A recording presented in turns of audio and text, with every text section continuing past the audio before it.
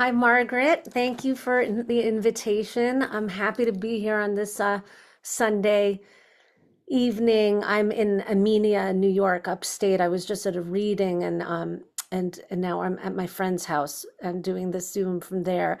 And I was in the tornado yesterday, which was interesting. And I think I might just start with a poem where we have a stormy moment.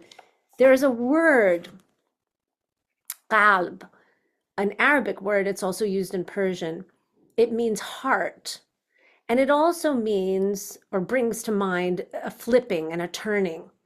And so it's considered a word that sort of captures the restless heart, the constantly shifting, changing heart that flips and can alter our moment. I mean, some would say that's the mind, but they're using qalb here, and it's a heart sort of turning. And when the dervish is turning towards towards the heart, asking the heart to guide, but also knowing that sometimes the heart is restless and gets pulled in different directions too. And so one of the things that we deal with is this. And I want to read a poem from Water. I might just read excerpts from it. But he says, ای دل بیقرار من راست بگو چه گوهری آتشی تو آبی آدمی تو یا پری. Restless heart, tell me, what are you made of? Are you fire, water, human, angel? From what direction have you arrived? What fed you? Where did you graze? I'm going to jump. Warm with fever, urgent, drunk, and in ruin you go. When will you stop and take some advice? When will flirtatious eyes stop stealing you away? You are a torrent of water flowing from the mountaintop of the world towards the ocean beyond place, faster than I can breathe one breath. You are the rose and the narcissus, wide-eyed and fragrant, intoxicating the lily and the cypress. The whole garden and the whole season of spring are bewildered by you. What breeze touches you, they ask. What breeze carries you off? So this one stanza, I didn't read the entire poem, but when he says, you are a torrent of water flowing from the mountaintop of the world towards the capital O, ocean, beyond place, the shoreless, boundless sea from which we've emerged and to which we will return, the sea of soul, the sea of love. You know, he says, Eshkan bahris kashkiran o lab nist, love is an ocean, no borders, no shores. So when he speaks of this torrent of water, that the heart is a torrent of water. So it's connected to this vast ocean from which we emerged, and it has a power that is extraordinary. You are a torrent of water flowing from the mountaintop of the world towards the ocean beyond place, faster than I can breathe one breath. And also, it's carried off by the breeze, right? So part of the beauty of Rumi is how he presents paradox to us, the paradox of the human heart, and how it is so powerful, and also how it's whisked away and sometimes, suffers in confusion. When he says, why plague your heart? Then this is when he speaks to the mind. Why plague your heart with indecision? Your heart is your, let's see, let me find it. Why plague your heart with indecision? Your heart is your throne. Your heart is your pulpit and throne. Don't step down. Intelligence is your crown. Only gems drawn from the depths of you can adorn this crown. Gather them. So the heart is your pulpit and throne. And the heart is also this changeable, restless entity. And we're dealing with that as humans. He also, because we did say that we would talk about some of the destructiveness of war and so on in this, I do want to read this poem in which he complains, and we're going to get to the love poems, but I want us to walk through some of his frustration and some of his, acknowledgement of the challenges of being human. In this one, he mentions the donkey. The donkey in Persian literature is considered a symbol of ignorance. But what is ignorance to Rumi hasn't awoken to love, right? So he says, I am a child. I'm a child, and love is my teacher, waking me from ignorance. I am a child, and love is my teacher, waking me from ignorance. And there's a sense in his poetry of Bore digar, again and again and again. I am woken by love. I am woken and woken. So awakened and awakened. He says, world of water and mud, ever since I've known you, I've known trial, tribulation, and torment. You are a pasture for grazing donkeys, not the abode of Jesus. What am I doing in a pasture for grazing donkeys? Why am I here?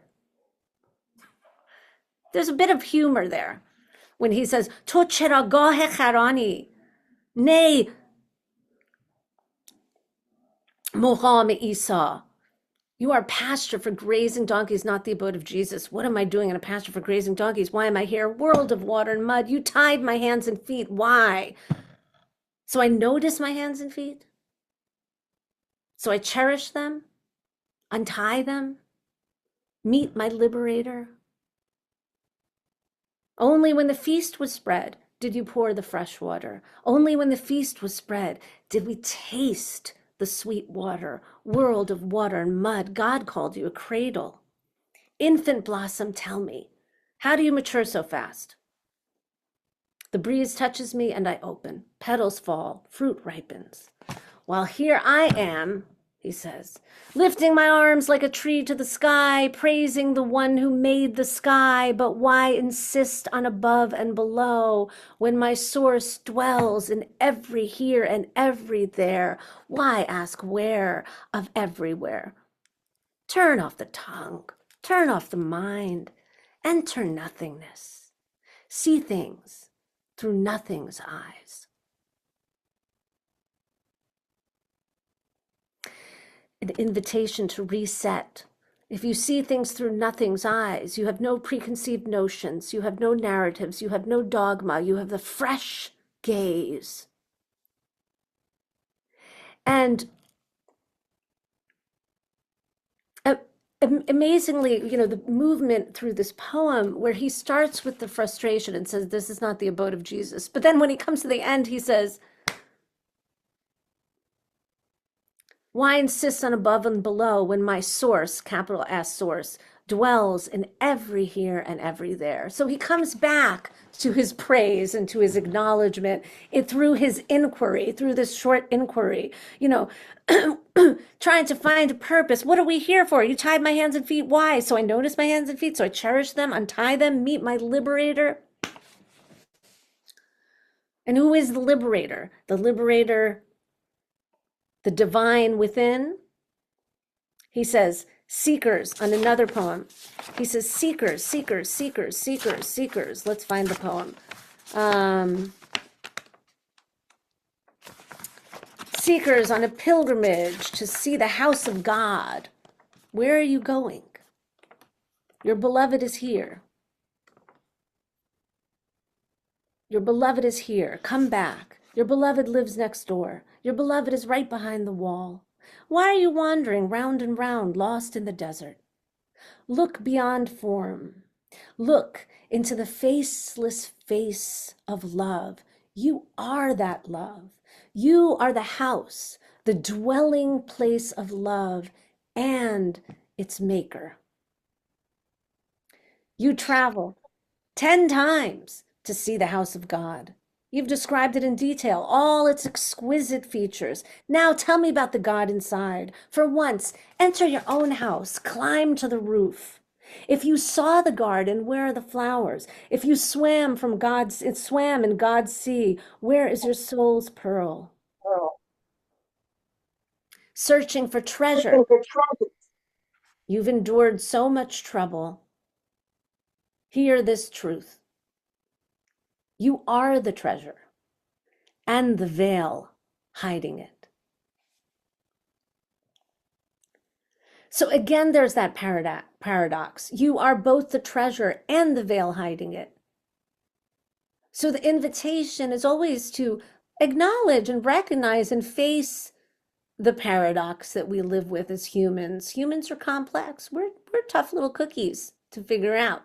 So this This sense of acknowledgement, and then the invitation is there to unveil, to uncover the love within, to be the house, the dwelling place of love and its maker, because love is a practice. Love is something we cultivate. Love is a constant, like I said, again and again and again, we come back around. I am a child and love is my teacher, waking me from ignorance, right? So while he was in that other poem complaining about the donkeys and their supposed ignorance, he also is recognizing our ability to wake to love. And, you know, when the blurb that Margaret sent out about the, oh, I like that. Julian said, Rumi is describing me exactly. Okay, good. um, you know, we talked about the ego, war, and love, that we're going to look at poems that deal with these. And war, I'm going to touch on that. You know, he says, my heart breaks when I look out on the old turning wheel of the world, the trickery, the snares, the deception. My heart breaks when I see pain planted in the soil. What will it yield but more pain? What the world has called work, I work hard not to do. Man, man, man, what kind of lightning are you setting farms on fire? Now speaking to the warmonger, what kind of lightning are you setting farms on fire? What kind of cloud are you raining down stones? What kind of hunter caught in your own trap? A thief stealing from your own house? You're 60 years old? You're 70 years old? And you're still uncooked? Still won't let love's flames burn you up? Enthralled by stuff and status, the crown, the turban, the king's beard, thorns pricking your hands, and where is the flower? Gazing in the mirror, you tilt your hat like a crescent moon, but where is the light? If once, now he goes into this tremendous optimism, but hear his faith in this love. He says, if once, for one day, you could sense the beloved's boundless love, you would befriend this place. You would befriend us all. I swear to the pure essence of the love that loves us all, if you let it intoxicate you, kindness will reign, benevolence will reign. Love is your true prince, your true sheikh. Take a step towards your true master, and you're no longer a horseman in the army, you're the head of a cavalry. Different cavalry, not the militaristic cavalry. Hold on to love's hand, seek love's aid, feel its warmth. Nothing else will save you from the ache of separation.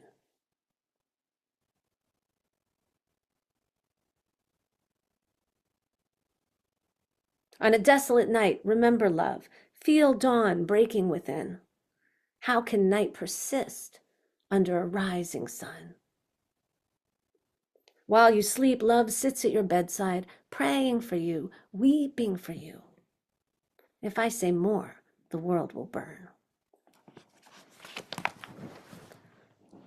When he was around 9 years old, the poet Attar saw him and said, that kid is going to set the world on fire with his love. So this is maybe a reference to that, you know, that he really feels this, you know, when he said that the heart is a torrent of water, and it's also this flame, and it's also a whale, he says in another poem, that swallows the two worlds, and the two worlds meanings the X versus Y, the us versus them, this versus that, all the dualities and binaries that get us trapped.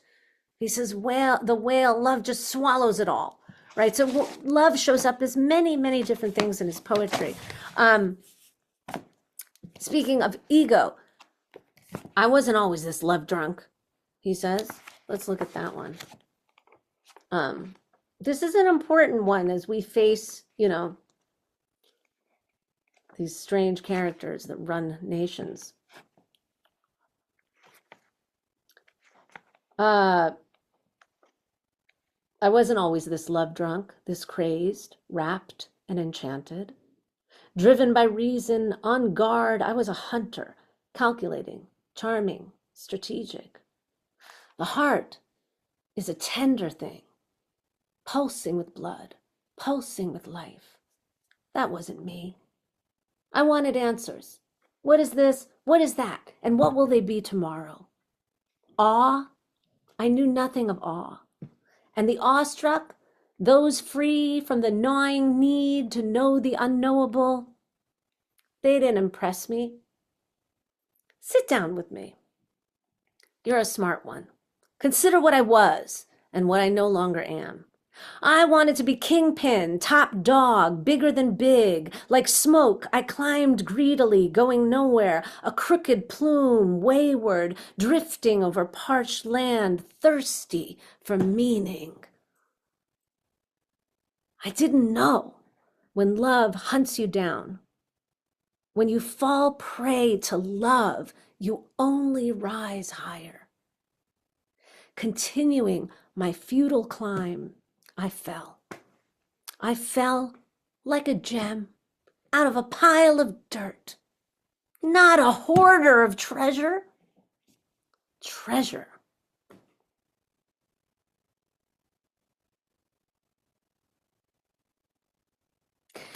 The generosity of that line and that love. I fell like a gem out of a pile of dirt, not a hoarder of treasure. Treasure. Again, echoing the other line, hear this truth, you are the treasure and the veil hiding it. And so always he's calling us to recognize the gold within, the treasure within, to move away from obsessive materialism, to move away also, we heard in the other poem, from militarism, and yet always acknowledging the complexity of us humans, and that none of this is easy, and that we shift and we change, and we're dealing with mind. And when he talks about the mind, he says to brood is to wander through a dark grove where one sheep strays and 100 wolves follow. Why did I make brooding my vocation when awe was an option? Thought spinner, mull the wine of wonder. And this bringing us to wonder, to awe, haydat. The word is haydat in Persian, very important word. It was once translated as ignorance by a different translator. It's not, by a very famous translator. It's not ignorance. Haydat is very important. Haydat means awe, wonder. And remember when he said, see things through nothing's eyes. When we see things through nothing's eyes, we might capture again that sense of awe.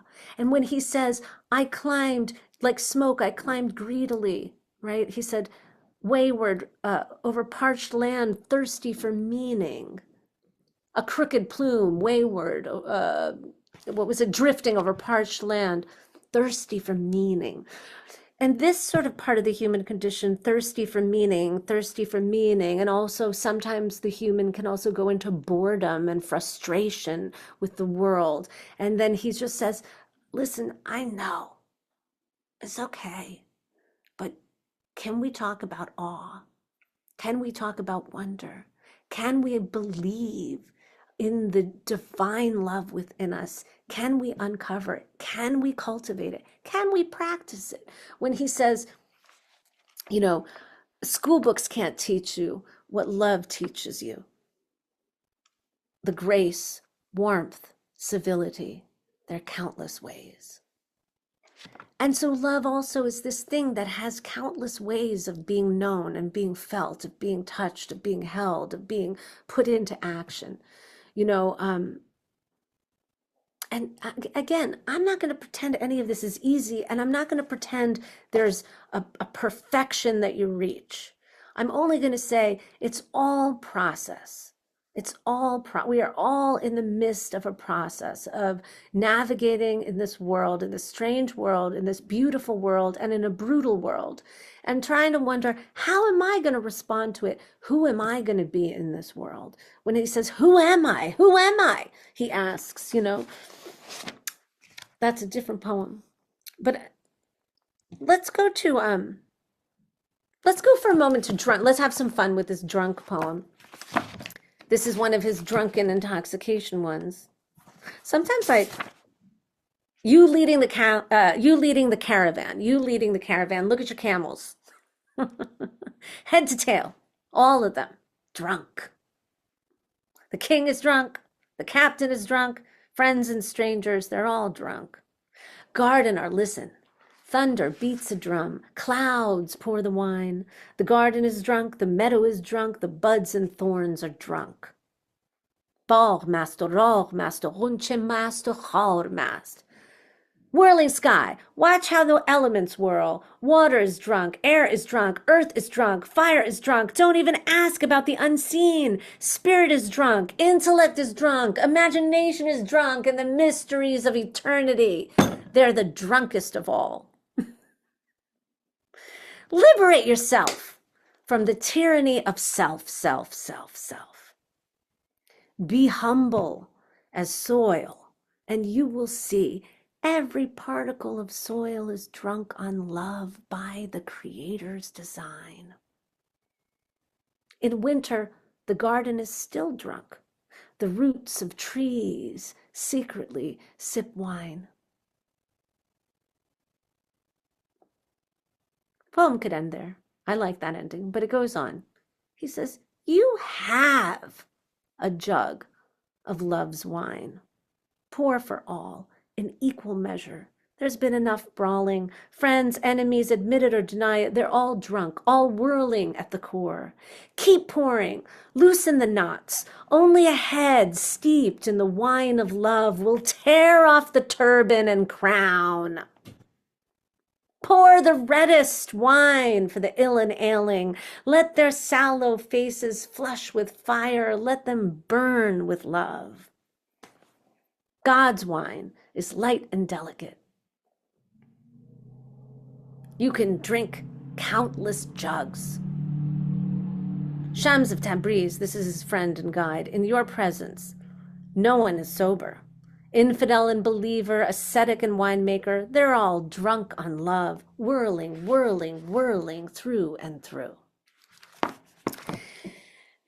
This is the belief that, at the root of the root of the root of our beings is this divine love that is a drunken thing. And that, that you look out, I look out on this world and this greenery, on this beautiful, beautiful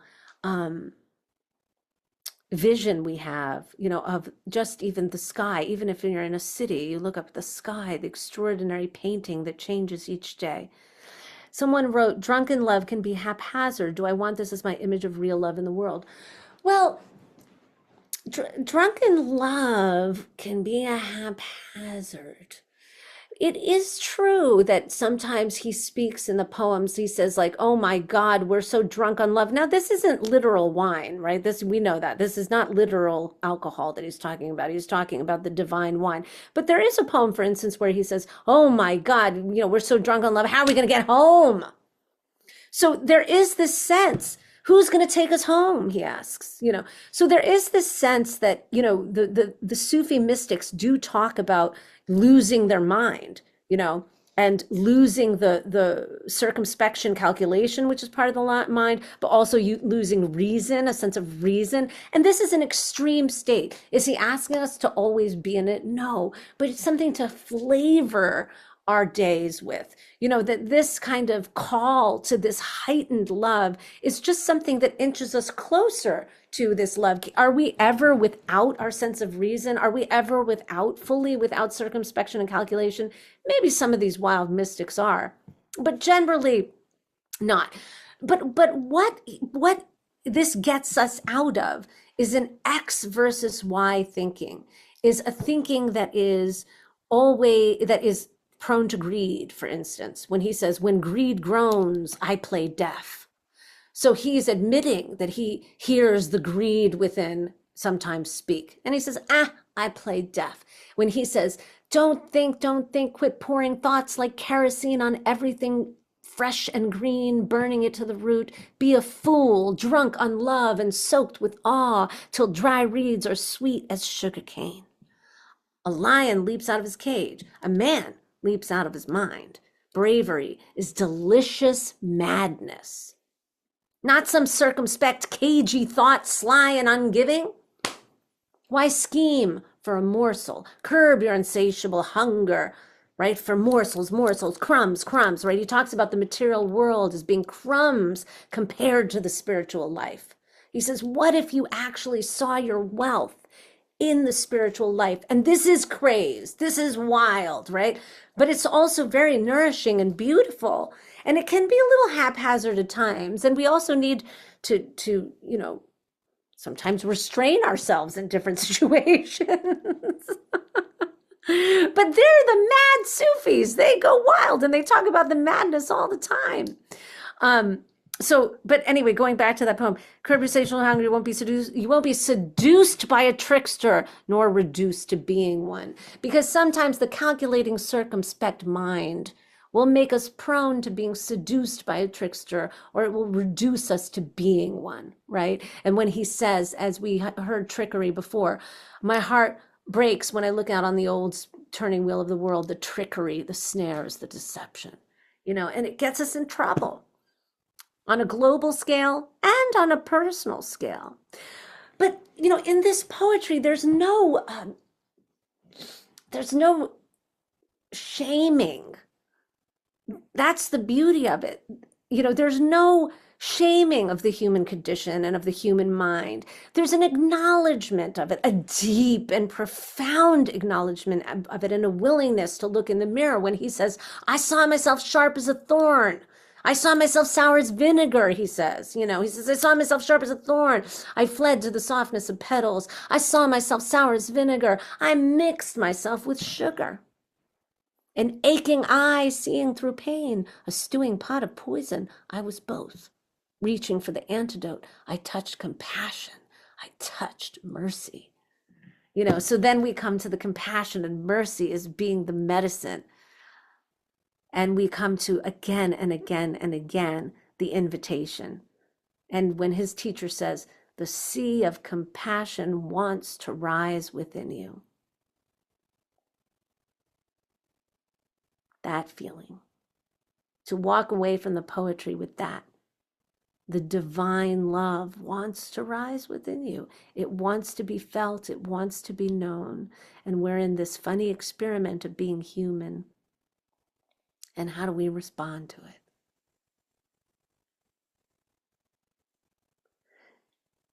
There's one last quickie. I'm going to do just an excerpt of a poem because I know we're going to end.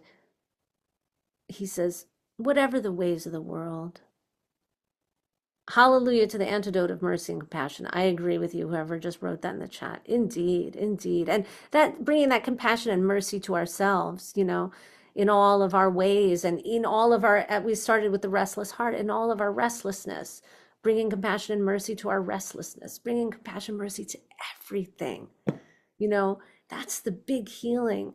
It's a deep process, and then when we look out on the world, I can only take baby steps in response, someone wrote. Indeed. And we might take the same baby step again and again, again and again, but he says, and whatever the ways of the world, what fruits do you bring? And he says, I'll just do one stanza from it when he says, say scorpions, thorns, and snakes overrun the world. Still, you are brimming with joy. Where are your flowers? Take us to the garden. When he says, say sun and moon go down in hell's flames. Where's the light you will shine? What light will you shine? What fire will you light before we can't see, before we can't hear? And then he goes, there's a long poem, but then he goes, come, friend. Let's put this aside now. We are drunk on a lofty ale, because these are the ideals of radical generosity that he's bringing in, that he knows are lofty, that he knows they're idealistic visions. But it's okay to have them while having compassion for wherever we are right now. The combo is the thing, right? It's the combo, the compassion for where we are, and also the pleasure of feeling the possibilities, And then he says, come, friend, let's put this aside. We are drunk on a lofty ale and it's getting late. Where, my friend, is your tavern? Take us there. So it's a lot to chew on. Oh my goodness. It's such beauty to chew on. Good, I hope And you so. and you share it so beautifully, Haleh. I just it just is coursing through your veins, the Rumi is. And I have to say again that your translations are bold and beautiful and fresh and just have brought Rumi alive in a whole new way for me. And um, I had the extreme pleasure of getting to see Haleh at the Philadelphia Art Museum, just Oh, yeah, that was bursting fun. into song that is just in you and from you and woven together with all of this, and just um, so beautiful. Thank you, Margaret. Thank you so much. It's a pleasure and it's an honor to be able to dive in the sea and chew on it and have it flow through my blood. And everything in a way is repetition, coming back to the poems and sitting with one stanza, you Yeah. know, for morning after morning after morning is it's a good practice for the being. And I remember a very, very wise teacher once telling me, if you can hold on to one word or one phrase to carry you through the week, that is a gift, that is a gem, and that is all you need. And so, friends, tonight, if you have captured even just one phrase from what Haleh has shared, what a gift that will be to carry through the week. And this is so much for those of you who are joining us for the first time in alignment. This is what this space is about. We each come with our different traditions, with our different writings that have inspired us, prayers that have inspired us. Thank you for sharing, um, Maureen, from the Baha'i writings in the chat as well, where you saw those connecting. This is a place where we connect across traditions. And as you can see here, across the globe as well, and learn from one another and share with one another, because surely, surely that is how we find the grounding, the drunkenness of peace in this world. Hmm. Hmm. Right, the grounded drunkenness. Yeah. Grounded drunkenness. The grounded drunkenness. Yes, it is totally possible to have a world that supports that too. It's the deeper truth, than the world of this X versus Y BS. Yeah. And these were the two books that I was reading from. I actually read from both, Gold from 2022 and Water from 2025. So, um, Thank you so yeah, much. you can also find those there. Thank you all so much for assembling here on this Sunday afternoon. And thank you, Margaret, for Or hosting Monday morning, us depending on where together. you are. And I have to say, Natasha, who's here, she teaches high school students and once invited me to speak to her students. And, Mm. it's such a pleasure to, share with different communities. It's nice to see you, Natasha. Yeah, Oh. yeah. Well, my friends, also so much gratitude to those of you who make this possible too. As you know, these sessions are here so that anybody who needs to be in this space can be here. And because of the gifts of those of you who support alignment, we are able to offer that to everyone around the world. So grateful for that as well. My friends, we're here every week at this time at this same link. You can find what's up next. It is some other dear friends coming and joining us for the next few weeks, as well as some new voices we've never heard from before. But we're the same link every week, the same time every week. And you can see on interfaithalignment.org what the schedule is coming up. And if you would like reminder emails with the link sent to you, then you can register for those events to get that reminder email. But otherwise, just show up. Show up as you are. Come as you Mm, are. You're all welcome. Hala, thank you so, so you're much for welcome. You're starting welcome. the season for us. Oh, my pleasure. My pleasure. Really grateful. Yeah, yeah. It's good to see you again, and I wish you all well. And just take it easy on yourselves, and be compassionate to yourselves first. Thank you. And I wish you all a Thank wonderful you, friend. day. Thank you.